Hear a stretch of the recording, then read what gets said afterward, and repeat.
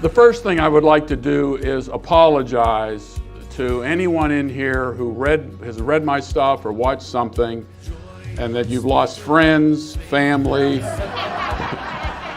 got kicked out of your church or whatever. It's not my fault. I didn't force you to read it. I didn't force you to buy it. And so forth. So, and I've always told people that I write for me. I'm really not writing for other people. Writing is kind of a process of forcing you to think through things in much more detail. And so I write for myself. I want to know, and I ask questions. And so the only way you can figure out that is to do a lot of research and writing and force yourself to deal with the particulars. And so that's what I do. And you just happened to come along and wanted to do the same thing. You want to find out, you had questions, and on the result of those questions, you decided, hey, I need to go and find some information. I heard this or heard that. So I want to apologize, but I'm not sorry. But the thing about this video series I did, a mutual friend of Kirk Cameron and myself was Marshall Foster. I knew Marshall Foster from the early 1980s, and Marshall has always been involved in America's Christian Heritage. He would do tours on America's Christian Heritage. You may have seen there was a series that he did. He went to England and saw this statue, and Monumental. I don't know if you've ever saw the film Monumental. That was Kirk Cameron had done that, and he was inspired to do that through Marshall Foster, and because Marshall Foster had done tours in Europe and as well, and the guy in that series you see with the cap on, that was Marshall Foster, and Marshall was in talking to Kirk and said, Kirk, look, you are interested in the kind of the cultural side of things, and you've been involved in the eschatological side of things and the Left Behind series and all that. He says it's stunting your ability to take this to the next level because you've shortened your time frame in terms of your eschatology. He says, so what I want you to do is watch this video series from a friend of mine, which was me, and he watched the series that I did, where I was going through Matthew chapter 24, and it was on a series of some DVDs, and Kirk would put one of the DVDs in, and he said, that sounds okay. All right, I believe that. I can see that. Puts the next one in. And, okay, Then he gets to the sun, moon, and stars language, and his comment was, "There's no way that this guy can convince me that was all fulfilled before the destruction of Jerusalem in AD 70. And he put the DVD in and he watched it, and that was what flipped him, because my whole argument has always been, in all of these debates that we're having, is you better make your case biblically. And I would always ask people, what would convince you, say on Matthew 24:14, that the gospel would preach in the whole world. I said, what would convince you that was fulfilled already? And it's amazing that people would give almost every example of proving the fulfillment of it, except for the very right answer, and that was, if the Bible told me that. And they would just go, well, the missionary movement's going on here. We haven't gone into all the countries. The Bible hasn't been translated into all the languages yet. And I said, well, what if the Bible said it was fulfilled already? Oh, I hadn't thought. No, they didn't. They hadn't thought about that. And it was the same thing when you look at Matthew chapter 24, dealing with the sun, moon, and stars language. Okay, what convinced Kirk?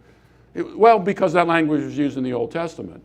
And it was used in the Old Testament, and everybody acknowledges, if you go and you look at commentaries, even by dispensationalists, that language is, symbolic language describing the fall, judgment of nations, sun, moon, and stars, et cetera, et cetera, et cetera.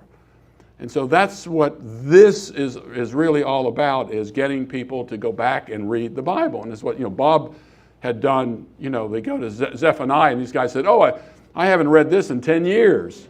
But yeah, and then they go and pontificate on what a particular passage was going to say. But the reason they can get away with this is that there is an operating paradigm that has so captured the imagination of people that is seen to be so fundamentally correct that there's no other way of looking at this. That's the deal. And then you've got people who have a great deal of credibility who promote it, and how in the world can you dispute someone like, well, take for example, John MacArthur. John MacArthur said it, I believe it, that settles it. Mandela effect. Yeah, it is. It really is part of the Mandela effect. So look at this. I just came across something here. Let me see if I can make this thing work here. Speaking of John MacArthur, there's John MacArthur. Now, let me just say something about this. A number of years ago, I was at a Christian Booksellers Association, and a friend of mine was doing some radio work, and Tim LaHaye was there. And I went over, I said, hey, Ralph, good seeing you and all that. And Ralph was one of my board members, and I've known Ralph for many years, and Tim LaHaye was there, and Ralph said, Gary, I want you to meet somebody. This is Tim LaHaye. And I had a very nice conversation with Tim LaHaye. And Tim, we were going up the escalator together, and Tim said, Gary, you're really a nice guy. And I said, why would you think otherwise? And so I just want to make something clear here. Just because I critique what somebody says about something doesn't mean that I'm against that person. I would have loved to have sat down with Tim LaHaye and talk about all kinds of things, and John MacArthur as well. This isn't the only thing I do. This isn't my only interest level. And I got involved in eschatology because I saw it was a prelude to the idea that we don't bother with the world because it's always on the cusp of some end-time speculative deal that's right around the corner. And that has an impact on ethics and the way you see the world and the way you act in the world and so forth. So I don't want this, what I'm going to show you, this is just a 3-minute clip. The two guys on the left there are the ones who are hosting this thing. This is from a much larger clip. They are I would call them two fanboys. And if you had watched their reaction to this, you would have seen that they were just as mesmerized by what MacArthur is saying here, that they offered no critical thinking whatsoever, no critical comment to anything that John MacArthur says here. That's an important deal. And in fact, you'll see there are other people here on the stage, and they didn't offer any criticism either or ask any questions. And my guess is probably because they're afraid to. You can't question certain people, and you can't question certain things about what people say.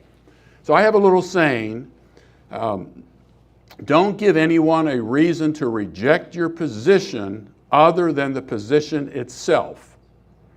So any criticism I have is not with John MacArthur here. It's going to be what he says. All right? So I want you to listen to this, and I want you to gear your mind with how would I answer this with somebody you run into that will use some of these types of arguments. Are you prepared to do that? That's what this is all about, because this is prevalent, this type of thinking, and most Christians out there who you've had conversations with and have tried to talk with them, they can't fit this into their grid. They have no categories for anything else other than what you're going to hear here. So 3 minutes. Hopefully this works and you can hear it. The book of Revelation in particular lays out an unmistakable eschatology, and if you follow the flow of the book of Revelation, it becomes very obvious, because the sequence of events is church age, all of a sudden you're in heaven, the saints are in heaven, all of a sudden you have all these horrible things on earth. At the end of that period of time, which is a 7-year period of time, Christ returns, you have a 1,000-year kingdom, the destruction of the creation and the new heavens and the new earth. It's the simplest chronology of any prophetic book in the entire Bible. So I don't think it's difficult. I think people get confused because there have been historically so many voices. Sure. But I think it's important, particularly today, as I was saying this morning, you are responsible to God to get your eschatology right. It's not enough to punt. You can't do that. You've got to go in there and figure it out, and when you come out, you got to know where you stand. And I think the key to getting the eschatology right is the key to getting the beginning of the story right. If your hermeneutics are the same in Genesis, you're going to be a 6-day creationist. If your hermeneutics are the same in Revelation, you're going to end up with a church age, a time of tribulation, the return of Christ, the establishment of the kingdom, the new heaven and the new earth, and it's just that simple. You almost have to go to school to get that unraveled. Oh! Sure. The fanboys. Yes, well, a dispensational premillennial eschatology. Yes.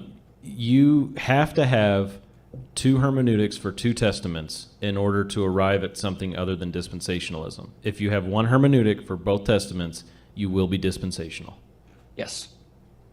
And then also, Revelation as well, that your hermeneutic changes from, all the rest of the New Testament and then Revelation. So here's my question to you. How would you answer that? Could you do it? So what I'm going to do is take you through that whole thing, hopefully, if I can pull this off. So let's begin. This was at a G3 conference about 3 years ago. And I came across it, and I just thought this would be a great teaching tool to show you, number one, what you're dealing with out there. And you know this. You've dealt with all this, with people like this. And you were there at one time. You got to be careful. Some of you who were there can be like former cigarette smokers. I smoked cigarettes for 25 years. Then I stopped. Now you need to stop right now. See, and so you've got, there's a little finesse. There's a little finesse to this thing, and your journey to this. It might have taken a long time, but just be careful with it all. So let's look at just some of the things he says. The book of Revelation lays out an unmistakable eschatology, and you can follow the flow of the book of Revelation. It becomes very obvious because the sequence of events, listen to this, because the sequence of the events is the church age. All of a sudden, you're in heaven. The saints are in heaven. And I said, okay, now remember, read through the book of Revelation. You should find that there. What's the problem? You don't. It's not there.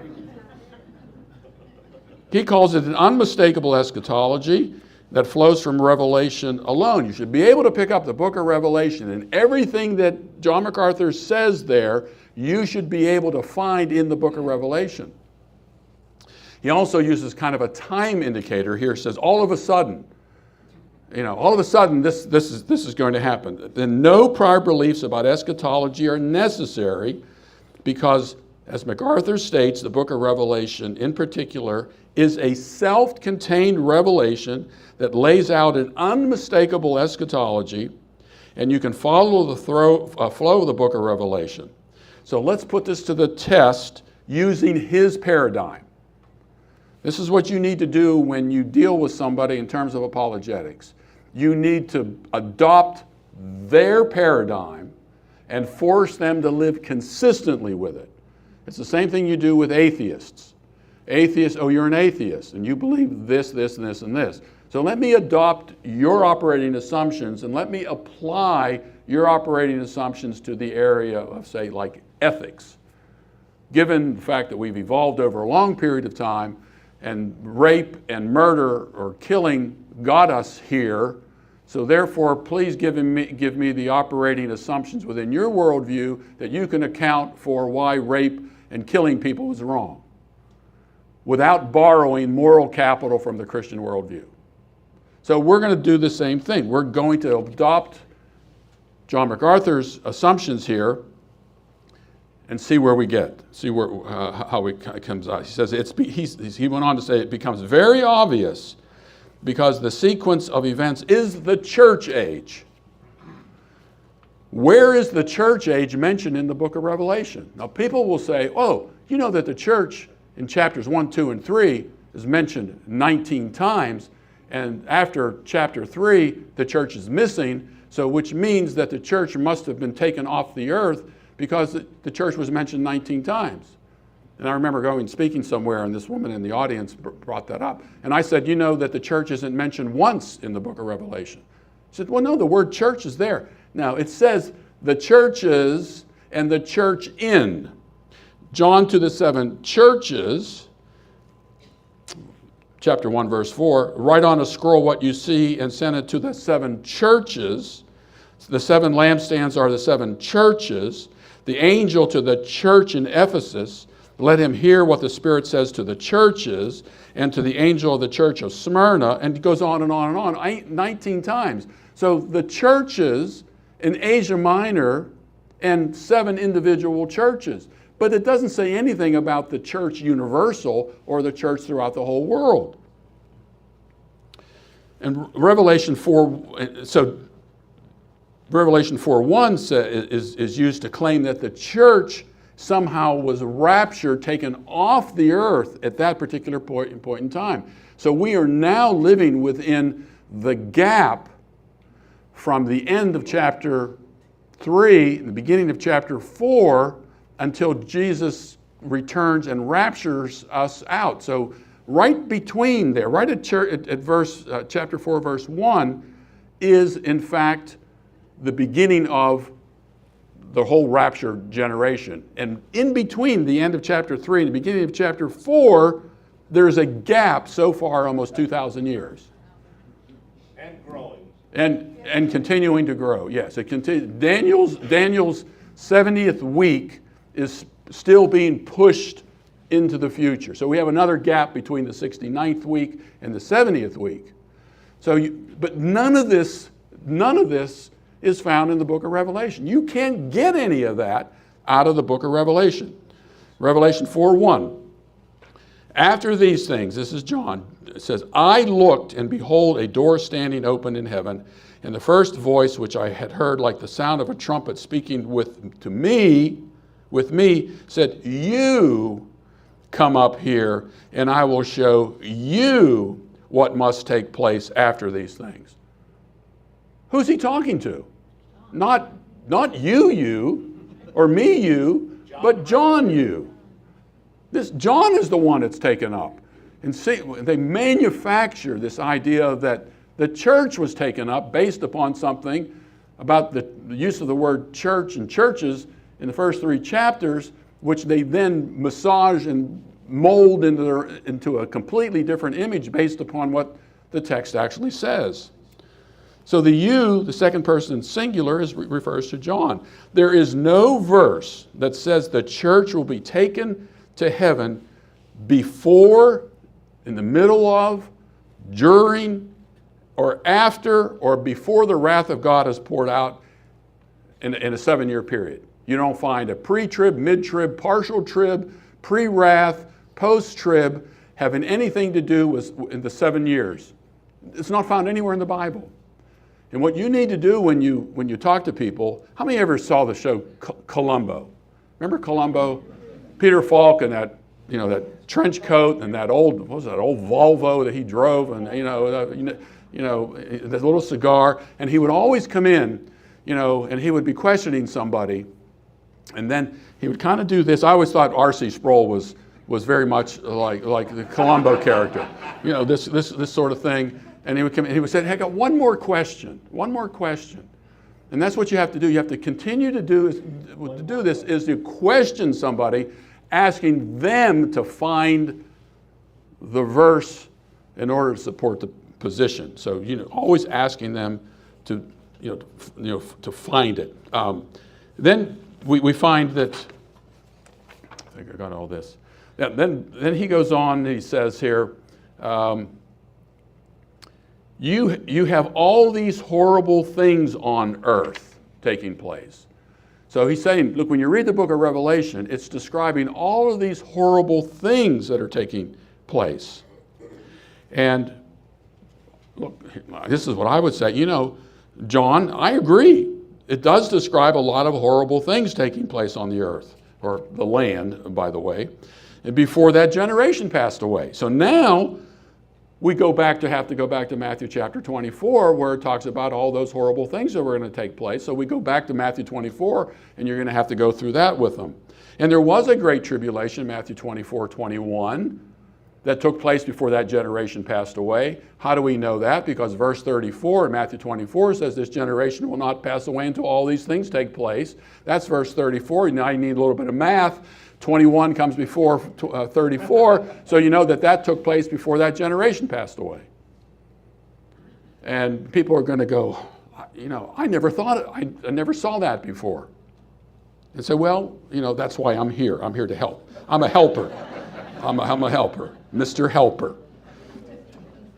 So those horrible things were to take place soon. Now, how do we know that? From the very first verse in the book of Revelation, it tells you these things are soon to take place. And if that doesn't convince you, then just go to verse 3, which says what? The time is near. Now, if that doesn't convince you, then go to the last chapter of Revelation, chapter 22, and guess what? It says the same thing again. So now you've got bookends in the book of Revelation saying that these things were to take place shortly, or they're going to happen in a near time period. Now you always have to be one step of the game ahead of the game here. You always have to anticipate what they're going to say, and they're going to say, "Well, time for God is different from time for us." You've heard that all the time. Yeah. It's just, and I would say to them, now let me understand something here. You do the Columbo thing. Let me understand something here. You say you interpret the Bible literally. Yes. So let's go through the Bible and find out and look at places where near and shortly and quickly are used in other contexts. So let's do that. So let's get the concordance out, then let's look and go online and do that. And so you're saying that near and shortly and quickly in these particular cases could mean their opposite. Well, no, the context tells me that. So what context here is telling you that they don't mean that there? And then the other question I always ask is, let's assume that God wanted to tell them that these things were going to happen soon, that the time really was near. What words would he have used?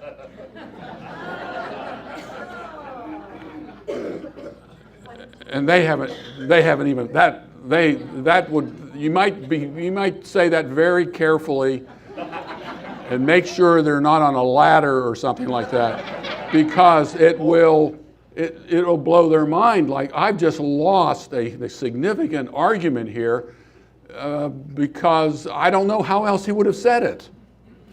So then the next thing MacArthur goes on and says, you have 1,000-year kingdom. That's supposedly in the book of Revelation as well. Now, 1,000 years is mentioned in Revelation 20, and I'm not going to go into all that. Listen to the podcast that Bob and I did together. It'll be up on AmericanVision.org, where we talk about Revelation 20 and the 1,000. It's only 1 day long now. Yeah, okay. So, yeah, you could go to 2 Peter 3 and say 1,000 years is 1 day and say, well, it's just 1 day now. So this has already taken place. So there are always ways you can manipulate the opposition onto here. But Revelation 20 does not use the word kingdom. Revelation does not describe what most people consider to be a millennium. Just because 1,000 years is said to be a millennium, it doesn't necessarily mean it's about a millennium as we understand the word millennium. I don't like using the word millennium anymore. I don't use it. I use just the 1,000 years. There's no mention of Jesus reigning on the earth in Revelation 20. That includes another rebuilt temple, animal sacrifices, and the reinstitution of circumcision. You won't find any of that in Revelation 20. And I won't read you this thing about circumcision that I asked a professor at Dallas Theological Seminary about, will there be circumcision during the 1,000 years? And listen to his opening line was, I haven't really thought about the issue of circumcision before in the light you have constructed your question. And see, that's the thing. They haven't thought through these things, but I guarantee you they will have an answer. And he did have an answer that wasn't very good. It's the Band-Aid approach to eschatology. You see a wound and you put a Band-Aid on it. You got to try to fix it. Let's see, what hell? I'm going to have to skip through this because I'm already running out of time here. All right, then the next thing he says is, it's the simplest chronology of any prophetic book in the entire Bible. I mean, it is a chronology, but it's not simple, friends. Many Bible commentators never even approached interpreting the book of Revelation. But really, we're going to compare the book of Revelation to the chronology of Matthew 24, Mark 13, and Luke 21. You want to talk about a simple chronology, that's it. It is so simple. You see this temple? It's not going to be here anymore. And let me tell you what's going to happen before it's going to be destroyed. And in fact, this generation won't pass away until all these things take place. That's pretty simple. But it's not simple enough, because the book of Revelation is so much clearer in dealing with this chronology. Then he says, in fact, he said, you need to go to seminary and read a dispensational work to make the Olivet Discourse mean something other than what it states. Someone has to come to you and tell you it doesn't really mean what it says. You can listen to this interview I did with my 11-year-old granddaughter. And everything's up on AmericanVision.org. And listen to it. I asked Esther, I said, what does that say? And what does that mean? And, well, sounds like it means this. It means this. I said, yeah. So that's from an 11-year-old. And when I first became a Christian, this was back in 1973. I was a senior in college, and I was in a pub talking to an old high school friend, and he was presenting the Late Great Planet Earth. The Late Great Planet Earth came out in 1970. So I went back home, and I had my father's New Testament that they give you here in the service, and I started reading Matthew's Gospel. I didn't know better. They always tell you to read the Gospel of John first. I thought the best thing to do would be to read the first book in the New Testament. So I did that first. So I'm reading through, and I'm coming across these passages, Matthew 10:23, you will not finish going through the cities of Israel until the Son of Man comes. And I'm saying, what do I know? And Matthew 16:27-28, there's some standing here who will not taste death until they see the Son of Man come in his kingdom. Okay, get to Matthew chapter 24:34. This generation will not pass away until all these things take place. Boy, in fact, I ended up putting the whole eschatology thing on the shelf because I couldn't figure it out. And what did I know? I was just an ignorant physical education major, and I didn't know anything about the Bible, and so I have to listen to what these guys had to say about eschatology because I was completely ignorant. But you know what? I was ignorant. I was like those guys on Zephaniah. At least they had read the Bible, read it 10 years before. I hadn't read it at all. And I agree that eschatology is not a secondary issue since 25% of the Bible is prophetic. Eschatology has doctrinal, ethical, and worldview implications. What a person believes about the future matters. Your eschatology determines how you're going to live and plan in the future. And I think one of the reasons this is so dangerous is because it puts us in a time shell. We are stuck with this end time scenario that you cannot plan beyond the realities of this kind of stuff that comes out almost on a daily basis. If somebody burps in the Middle East, it's an end time event with a lot of these guys. And it's like that with everything. How do I plan 10, 15, 20, 30, 40, or 50 years? How do I deal with legacy issues regarding my family? This is important stuff, and that is dangerous. Let's see. I'm going to skip this. So one of the next things he says, if your hermeneutics are the same in Revelation, you're going to end up with the church age, the tribulation, the return of Christ, the establishment of the kingdom, and the new heaven and the new earth. And it's just that simple. You also almost have to go to school to get that unraveled. And I say it's the opposite. You have to go to school to get unraveled, to get raveled by this sort of stuff. Nobody, as far as I know, nobody has come to dispensational premillennialism on their own. Nobody has. Always ask somebody how you came to this position, and they'll say, well, I was listening to this or listening to that. John Nelson's army did. There's the one guy who comes up with it and makes it up, and then they create a Bible, the Schofield Reference Bible, puts notes in it, and people just follow that, and they became pew Bibles after a while, and that's where you are. But all I know is I know numerous people who came to preterism on their own, and they asked questions on their own. And I remember running into people who said, oh, I read this years ago, and this is what I believed. So you cannot come up with the dispensational system on your own. There are always various avenues that people take, and you have to believe all kinds of things in order to make it happen. A preterist interpretation of the Bible needs only a few charts that do not include gaps, postponements, or stretched toes. You see this? This is Daniel's statue, and this guy is on his side, all right? And you will see that the four kingdoms, but then the toes are in the future. And you will see that the toes are stretched. What was that toy? Something Stretch Armstrong. This was the inspiration. This is what the inspiration was. But you look at this. And look at all this stuff up here. I know this is hard to say. I should have put this in a PowerPoint presentation. But there you see, the toes are stretched, and they're still stretching.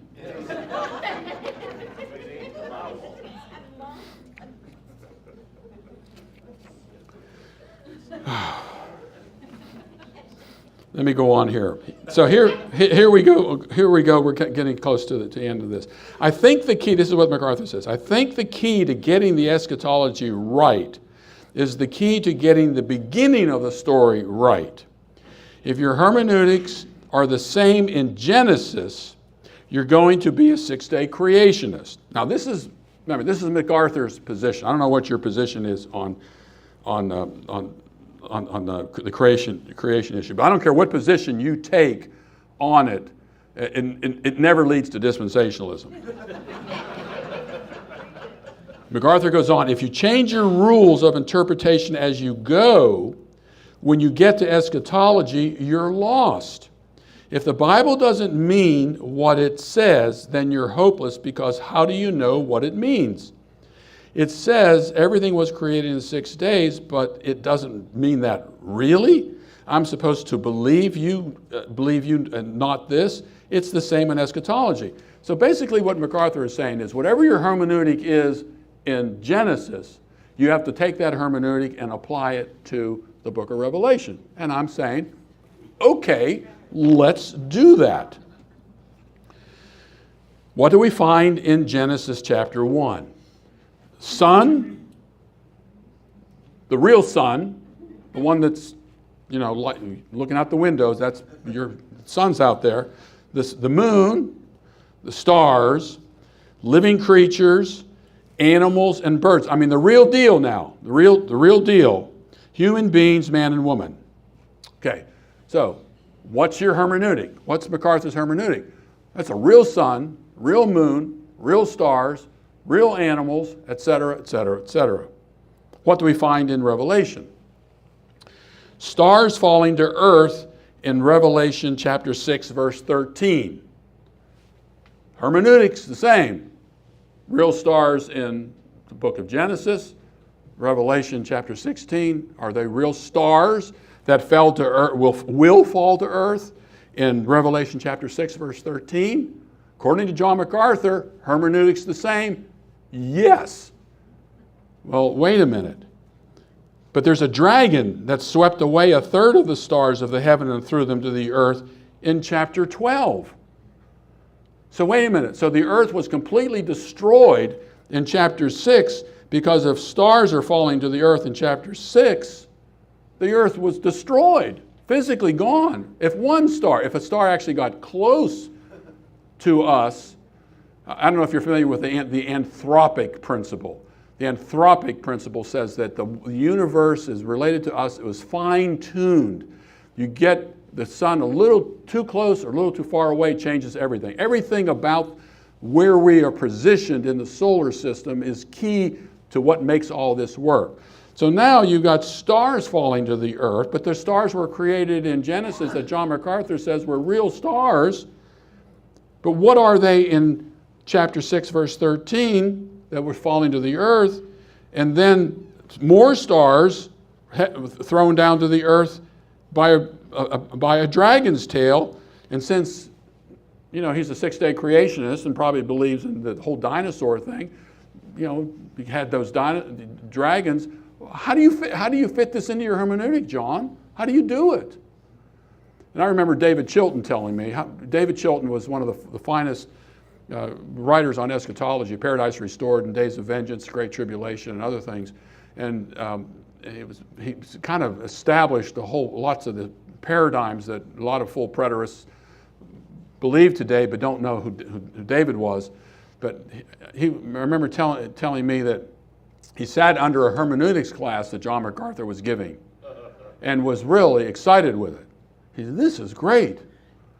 Then he sat under some of John MacArthur's talks on eschatology and remarked something like, does John MacArthur have an evil twin? Because it was like, how do you reconcile I just learned all this hermeneutic stuff from you, now you're applying it in the eschatology and it doesn't fit. How about beasts and living creatures? Are the beasts and living creatures in Genesis the same as the beasts in Revelation chapter 13? Are they real beasts or are they symbolic for something else? You can keep going on with this. This is one of my favorites. I was raised Roman Catholic, and so I was raised Roman Catholic. You go to Catholic church, there's always just Marys everywhere. Jesus, not so much.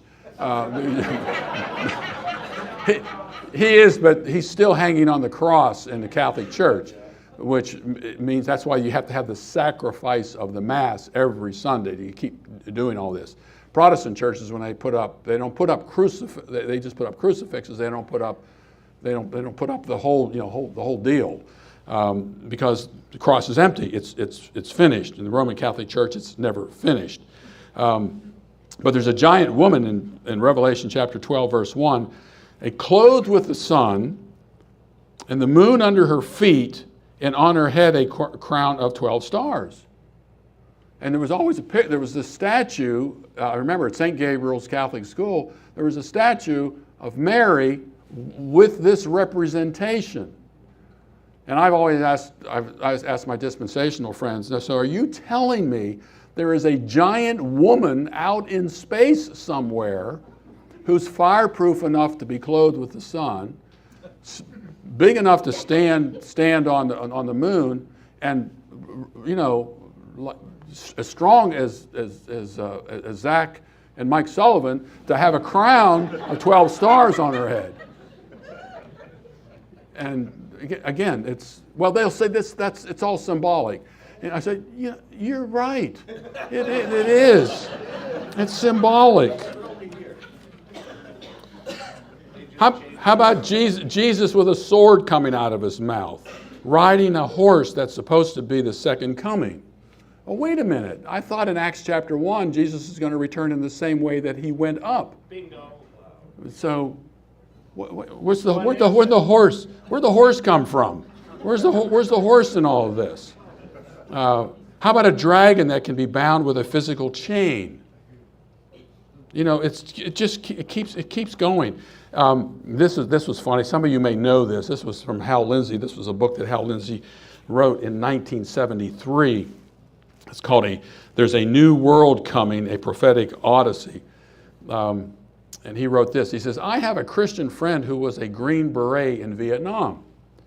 When he first read this chapter, this is Revelation chapter 9, he said, I know what those are. I've seen hundreds of them in Vietnam. They're Cobra helicopters. That may be conjecture, Lindsay wrote, but it does give you something to think about. A Cobra helicopter does fit the sound of many chariots. My friend believes that means the torment will be kind of a nerve gas sprayed from its tail. Sure. Yeah, you can make it mean anything you want. It was interesting. You go to the book of Daniel, about they will go to and fro across the earth, and knowledge will increase and all that. And back in the 19th century, that was the locomotive. See, it was the locomotive. And I'll talk a little bit about the Wright brothers, tomorrow. A lot of people thought that the airplane was, again, part of the end times, because all of these things were going to happen in the future, nuclear weapons and all that. Everything, this is what Dr. Greg Bahnsen talked about, was newspaper exegesis. You read your Bible, you got your Bible right here, you got your newspaper, and you do this. And as you read the newspaper, you read the Bible, through this paradigm. And of course, over time, what happens? The news changes. Everything changes. And this is why you can keep coming up with new prophecy books, because everything changes enough, and people have short memories, and they just don't remember what they were told many times before. So you begin to see that this is a terrible problem within eschatology today. There's so much more that could be said about this, but much has already been said. What Bob did on Zephaniah kind of fits in with all of this. It's crazy town. You can make the Bible say anything you want if you are inconsistent with your hermeneutic. And that's what that was. That was an inconsistent. John MacArthur's view was an inconsistent hermeneutic. He's not following the hermeneutical paradigm that he established for himself. And dispensationalists don't do it. And I just would say, we need to be patient with people who go through this process, pointing this out, because they really don't know the Bible very well. And this is why Bob brought up my little Bible test. Anytime I go out and I speak to a conference or do something on Bible prophecy, and I know it's all newbies, I give them my Bible Bible test. And the point of my Bible test is these questions are Sunday school questions, and I've never had anybody get them all right. And it puts them in ooh, I really don't know my Bible very well. So when I start saying scary things to them, they said, well, maybe this guy's right, because he seems to know more than I do about this. And so